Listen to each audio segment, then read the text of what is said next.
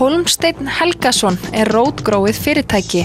Það var stofnað 1954 og hefur síðan þá haldið úti ýmiss konar starfsemi á Raufarhöfn. Fyrst síldarsöltun, síðar útgerð og þá saltfiskverkun frá 1982 til 2002 en þá lagðist sú starfsemi af. Nú hefur hins vegar opnað glæný saltfiskverkun sem þýðingarmikið fyrir íbúa á svæðinu. Gunnar Finnbogi Jónasson verkstjóri saltfiskverkunarinnar og við fengum hann til að sýna okkur aðstöðuna. Segðu mér frá því hvernig þetta virkar hérna hjá okkur í saltfiskverkuninni. Það virkar þannig að fiskurinn kemur hérna. Já. Að bátum sem landa hérna norðar í skorpinu aðeins á Hafnarvoginni. Og þegar hann kominn þá honum sturtað hérna eftir að búið að vikta hann. Sturtaði þetta kar hérna. Já. Þessi renna þarna, hérna og fiskurinn gert af honum hérna. Já. Við gerum að öllum fiskinum, hleypum úr karinu, setjum nýtt vatn og síðan sturtað aftur upp í þetta hérna kar inn á hausara. Já. Hann hausaður, hérna í slaktinsvélina og í pottakassinu hérna.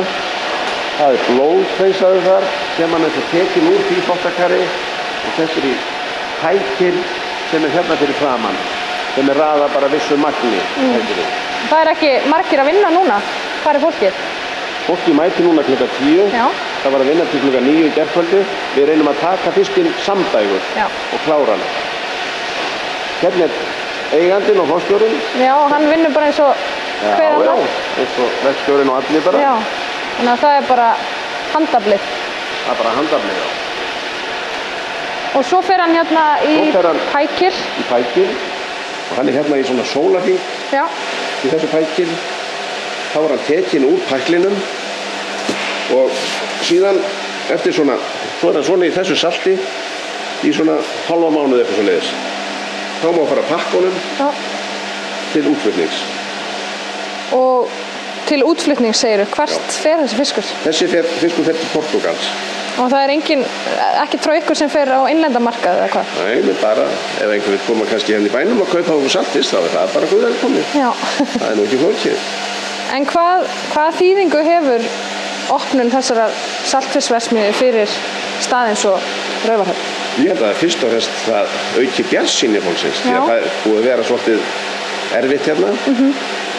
Og ég held að bara þegar að kemur nýtt fyrirtæki þó að við verðum ekki nema kannski 8-10 manns að vinna hérna þá eykur á fjölbreytnina og bjartsýnina fyrst og fremst.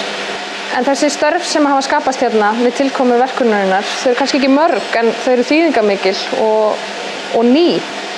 Þetta fólk, hvað var þetta fólk að gera áður sem núna að vinna hjá ykkur? Við séum bara, sumir voru einn var á sjó til dæmis, vildi koma upp í land, einn var að vinna austur á Þórshöfn, eins og ég var reyndar áður líka, það skiptir ekki máli.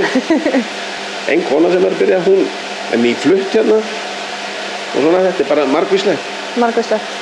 Finnst þér vera svona að birta til hérna í plássinu? Já, mér finnst það bara reglulega.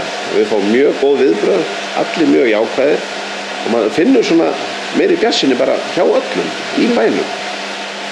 Og heldur að það fari kannski fólk að flytja hingað? Já, ég trúi því. Frekar en hitt allavega. Frekar en hitt? Já. En má ég smakka fiskinn? Hann ekki bara algjört delikatess svona frá ári líka? Jú, það er svolítið saltbragð kannski. Svolítið saltur. Leið mér að smakka hann. Ok.